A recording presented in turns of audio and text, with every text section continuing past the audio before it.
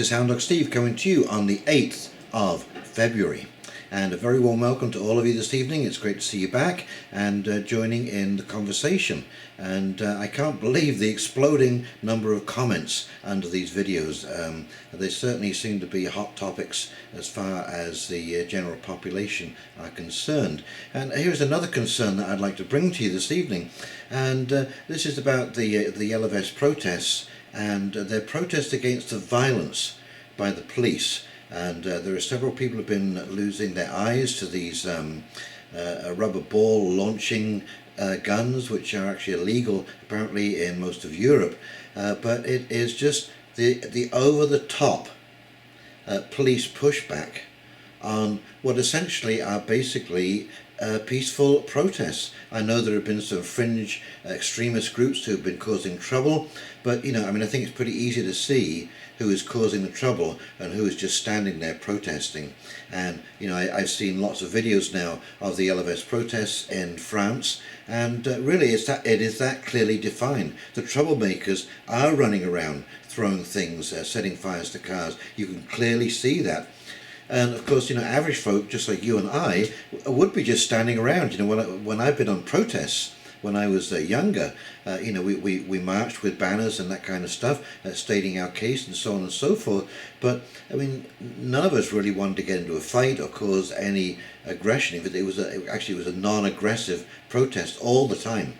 We were marching for peace, of course. We're talking back in the ban the bomb days, back in the 70s. So, I've been trooping along for quite a few years now. But this new militarized style of policing is a very new spectacle. And we've seen it just about everywhere. I'm going to show you a few news articles.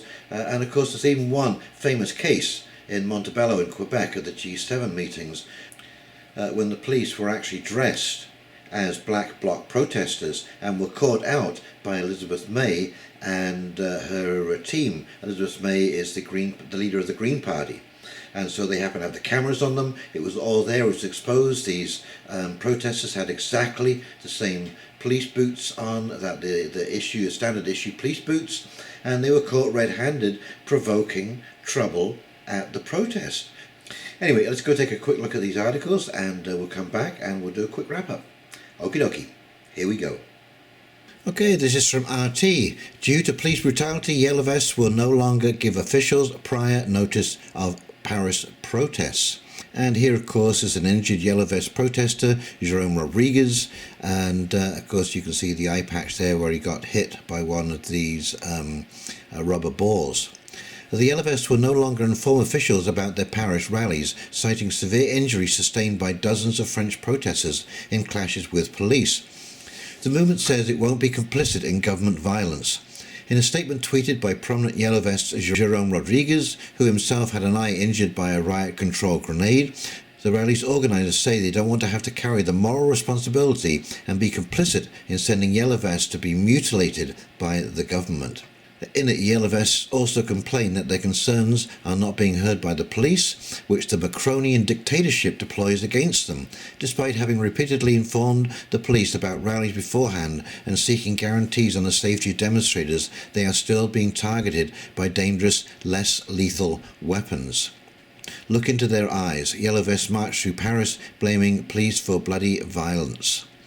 The French government is not trying to compromise. Instead, it's encroaching on the most basic liberties: the liberty to move, the liberty to demonstrate, and the liberty of expression, the statement says. The statement accuses the police of abusive use of the LBD-40 flashball launchers and the GLIF-4 tear gas grenades, which have already resulted in over 100 injuries among the Yellow Vests, including at least 20 lost eyes. The LBD-40 has recently featured on the protesters' placards as they rallied against police brutality. Similar weapons are prohibited in riot control in most European countries, but the French police continue to employ them, with officials defending their use, though they admit the flashball should only be used as a last resort and only aimed at the torso and limbs. Last Saturday's Paris rally was dedicated to victims of police brutality, with protesters carrying the pictures of those injured over months of clashes. Police again used tear gas and wielded flashballs to disperse the demonstration. Again from RT, Macron declared war on French people, but we won't retreat, wounded Yellow Vest activist to RT. The French government won't stop the Yellow Vests by force, but only by doing what people demand, according to prominent protester Jérôme Rodriguez, who may remain blind in one eye after being injured by the police. The President, Emmanuel Macron, declared war on us and our injuries are battle wounds. The traumatic weapons are equipped with collimators, optical sights. Such equipment is used on the battlefield at war, Rodriguez told RT. I never thought such a thing could happen in France, he added, describing what the country has been going through in recent months as dark times. But here is Toronto, the G20 kettling commander among 45 officers to be charged. Supervisor who ordered crowd to be boxed in acted unlawfully, report says. During the kettling incident on the final evening of the G20 summit, lines of riot police boxed in hundreds of people at an intersection in downtown Toronto and held them there for up to 4 hours whilst it poured rain. Misconduct charges are expected against 45 Toronto police officers involved in the G20 summit 2 years ago, including 5 senior officers, one of them the commander who gave the notorious order to kettle protesters. A copy of an investigative report by provincial watchdog agency, the Office of the Independent Police Review Director, was provided to CBC News by one of the 37 people who filed complaints about their treatment during the kettling incident. And 37 people filed complaints with Ontario's police oversight body over their treatment during the kettling. And I don't know if any of you caught this when it actually happened. This is 2007 we're going back to now. But Quebec police admit they went undercover at Montebello protest. Quebec Provincial Police admitted Thursday that 3 of their officers disguised themselves as demonstrators during the protest at the North American Leaders Summit in Montebello, Quebec. Now, you can see this is the outfit of the Black Bloc. Okay, and the Black Bloc are notorious troublemakers at protests. These are what they call agent provocateurs, and there is a video of this. YouTube video shows Dale Coles, president of the Communications, Energy and Paper Workers Union, ordering 3 masked men back from a line of riot police. Police said the 3 undercover officers were only at the protest to locate and identify non-peaceful protesters in order to prevent any incidents. And here we are. Police issued boots, identified fake protesters. Protest organisers on Wednesday played the video for the media at the news conference in Ottawa. One of the organisers, union leader Dave Coles, explained that one reason protesters knew the men's true identities was because they were wearing the same boots as other police officers. Cole said on Wednesday that the only thing he didn't know was whether the men were Quebec police, RCMP or hired security officers. Our union believes that the security force at Montebello were ordered to infiltrate our peaceful assembly and provoke incidents, said Coles, president of the Communications, Energy and Paper Workers Union. So I really have been noticing more and more when you look at videos of different countries and things happening that the police really have become a militarized group.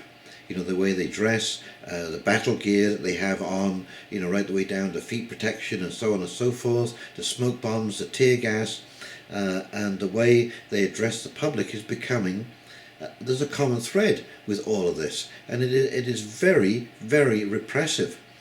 And, you know, you have to remember, this is going out to all the police officers out there. These are your brothers and sisters and mothers and fathers you're talking about here. You know, and I think that it is easy to differentiate between those who are really causing trouble and those who are there to genuinely voice a protest against what's happening. We all have the right of peaceful assembly, and to try and turn that into some kind of almost terrorist situation so the paramilitary police can swoop in and you saw in the article there the kettling of the people in Toronto.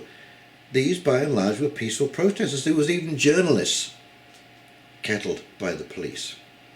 Anyway, I think it is a sad state of affairs that we've got to this, you know, that we've gone from the Sheriff Andy kind of policing to the paramilitary type of policing.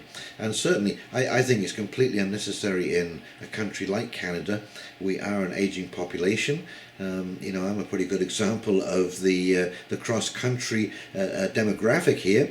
And we're, of course, actually going to be looking at the real problems because we don't have enough youth coming up behind us to fulfill all of the job requirements that are needed to actually run the country.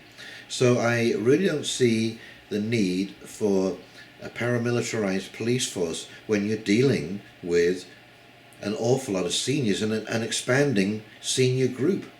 Anyway, I think it is a shocking testimony as to the relationship that now exists between the government and its population.